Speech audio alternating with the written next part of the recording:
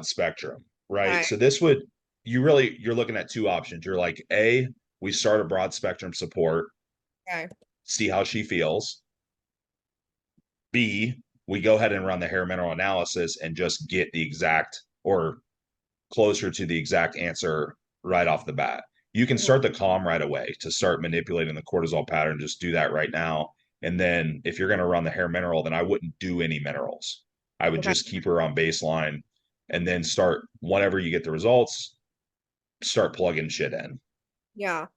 right?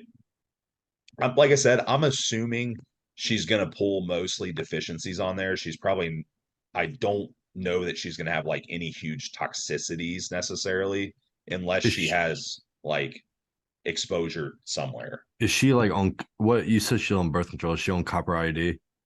No, she is Okay. on Yeah. um And we talked about that one too. No copper toxicity. she is on Minastrin 24 FE. So Yeah. she's on a combo. She's on a combo pill then. And the other thing I noticed on here too is her methylation wasn't high.